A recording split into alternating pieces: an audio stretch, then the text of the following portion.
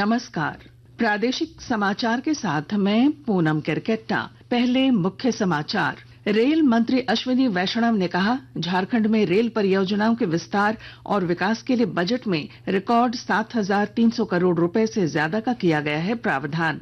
राज्य मंत्री परिषद ने विभिन्न कोटि के राज्य कर्मियों के मकान किराया भत्ते में 3% तक की बढ़ोतरी समेत 30 प्रस्तावों को दी मंजूरी। प्रदेश भाजपा अध्यक्ष बाबूलाल मरांडी ने चुनाव आयोग से मिलकर संताल परगना इलाके में फर्जी वोटर्स और डेमोग्राफी में बदलाव की जांच कराने की मांग की। झारखंड में आगामी विधानसभा चुनाव को लेकर मतदाता सूची के प्रारूप का आज होगा प्रकाशन। मतदाता सूची में नामों की जांच के लिए चलेगा अभियान। और हॉकी इंडिया सब जूनियर ईस्ट जोन चैंपियनशिप में झारखंड के बालक और बालिका टीम ने मेजबान असम पर दर्ज की शानदार जीत।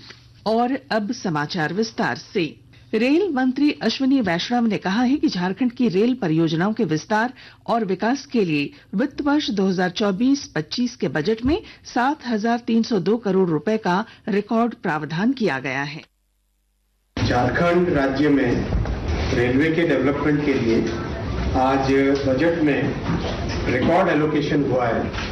अब मोदी जी ने इस वर्ष 2024-25 के बजट में झारखंड के लिए 7,302 करोड़ रुपए का एलोकेशन किया है। झारखंड में टोटल इन्वेस्टमेंट 52,885 करोड़ का रेलवे का होगा।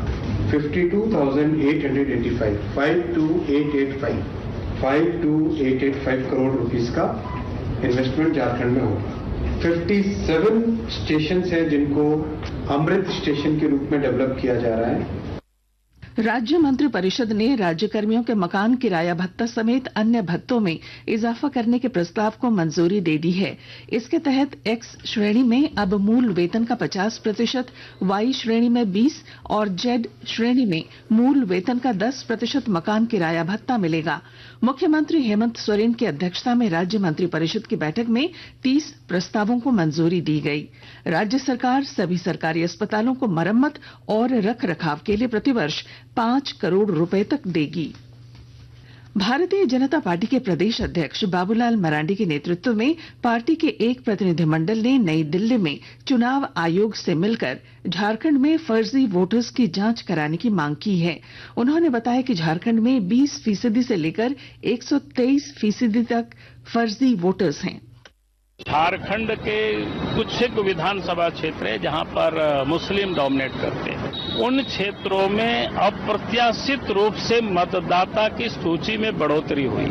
अब 20% से लेकर के 123% मतदाता सूची में फर्जी तरीके से मतदाता के नाम वहां बढ़ाए गए। अगर इस प्रकार से डेमोग्राफी में बदलाव होगी तो फिर डेमोक्रेसी में भी एक खतरे हो और उस खतरा को हम सबको महसूस करना चाहिए। और इलेक्शन कमीशन से हम लोगों ने यही कहा कि आप इसको सघन पुनरीक्षण में आप इसको डालिए और इसको जांच कराइए।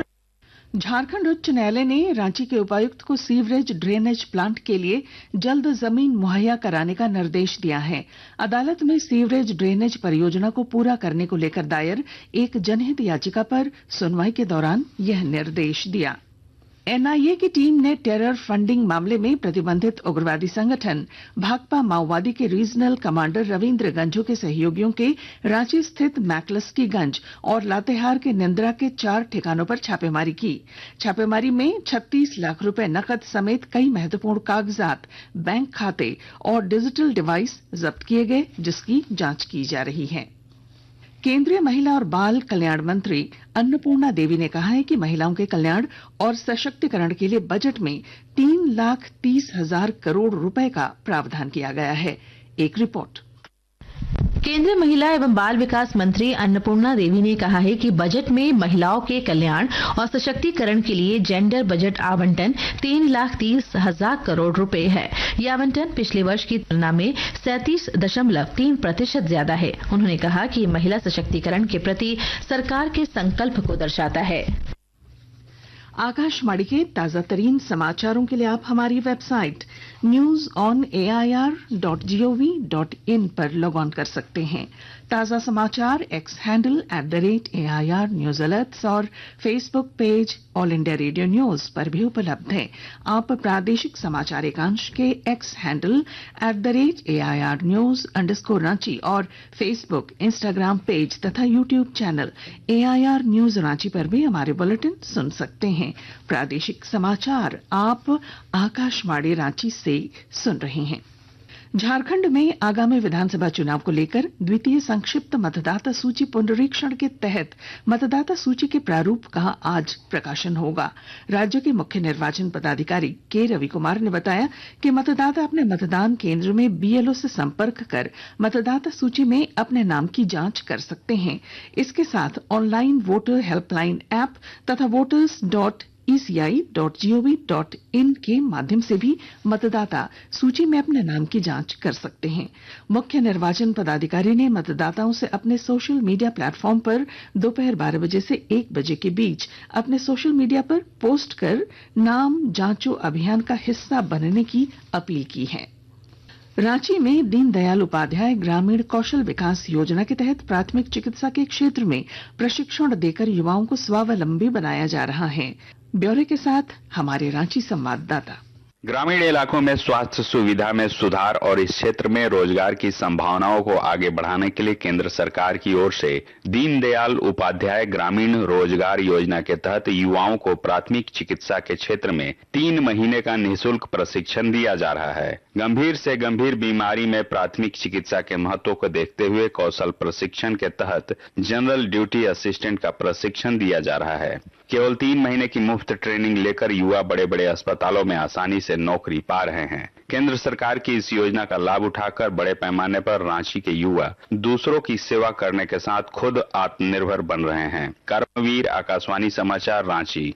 भारतीय सेना के मेजर जनरल परमवीर सिंह डागर ने कल मुख्यमंत्री हेमंत सोरेन से मुलाकात की। उन्होंने मुख्यमंत्री को 28 जुलाई से जमशेदपुर में आयोजित होने वाले डूरंड फुटबॉल प्रतियोगिता के उद्घाटन समारोह में मुख्य अतिथि के रूप में शामिल होने के लिए आमंत्रित किया। कुछ संक्षिप्त खबरें। राज्य सरकार ने बिरसा मुंडा केंद्रीय कारागार रांची के जेलर मुस्तकीम अंसारी को बिना सूचना अनुपस्थित रहने के आरोप में निलंबित कर दिया है। रेलवे ने देवघर गोरखपुर श्रावणी मेला स्पेशल ट्रेन की समय सारणी में बदलाव किया है। यह ट्रेन अब देवघर स्टेशन से शाम 6:50 पर खुलेगी और अगले दिन के 11:20 पर गोरखपुर पहुंचेगी। रांची बाल सुधार गृह के 3 बच्चे कल फरार हो गए। पुलिस इन बाल कैदियों की तलाश कर रही है। गिरिडीह में पुलिस ने देवरी थाना क्षेत्र में एक बस से सूरत ले जाए जा रहे 7 नाबालिगों को मुक्त कराया है। इस मामले में 2 मानव तस्करों को भी पुलिस ने गिरफ्तार किया है। और अब हॉकी। गुवाहाटी में चल रहे हॉकी इंडिया सब junior east zone hockey championship में झारखंड के बालक और बालिका टीम ने शानदार जीत के साथ अपने अभियान की शुरुआत की। कल चैंपियनशिप के उद्घाटन मैच में झारखंड की बालक टीम ने मेजबान असम को 19-0 गोल से पराजित किया। वहीं झारखंड की बालिकाओं ने भी शानदार खेल दिखाते हुए मेजबान असम पर 18-0 से जीत दर्ज की। फाइनल 31 जुलाई को खेला जाएगा। और अब अखबारों की सुर्खियां। रांची से प्रकाशित लगभग सभी अखबारों ने राज्य मंत्री परिषद द्वारा लिए गए फैसले और काठमांडू में हुए विमान दुर्घटना की खबर को अपनी सुर्खी बनाई है। प्रभात खबर लिखता है, विधानसभा चुनाव के प्रत्याशी चयन से पहले भाजपा कराएगी थर्ड पार्टी सर्वे। हिंदुस्तान की सुर्खी है, राज्य कर्मियों के HRA में 3% तक की वृद्धि। दैनिक जागरण ने रांची में ताज होटल निर्माण को लेकर MOU की खबर को पहले पन्ने पर लिया है। दैनिक भास्कर ने पहले पन्ने पर लिखा है, कैमरून में फंसे 27 श्रमिक लौटे, 25-25 हजार रुपए तक के दिए चेक। वहीं अंग्रेजी अखबार द टाइम्स ऑफ इंडिया और हिंदुस्तान टाइम्स ने काठमांडू विमान दुर्घटना की खबर को प्रमुखता से प्रकाशित किया है। और अब अंत में मुख्य समाचार। रेल मंत्री अश्विनी वैष्णव ने कहा, झारखंड में रेल परियोजनाओं के विस्तार और विकास के लिए बजट में रिकॉर्ड 7,300 करोड़ रुपए से ज्यादा का किया गया है प्रावधान। राज्य मंत्री परिषद ने विभिन्न कोटि के राज्य कर्मियों के मकान किराया भत्ते में 3% तक की बढ़ोतरी समेत 30 प्रस्तावों को दी मंजूरी। प्रदेश भाजपा अध्यक्ष बाबूलाल मरांडी ने चुनाव आयोग से मिलकर संताल परगना इलाके में फर्जी वोटर्स और डेमोग्राफी में हुए बदलाव की जांच कराने की मांग की। झारखंड में आगामी विधानसभा चुनाव को लेकर मतदाता सूची के प्रारूप का आज होगा प्रकाशन। मतदाता सूची में नामों की जांच के लिए चलेगा अभियान।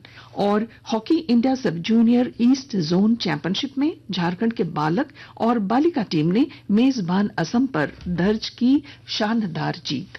और इसके साथ ही आकाशवाणी रांची से प्रादेशिक समाचार का ये बुलेटिन समाप्त हुआ। नमस्कार।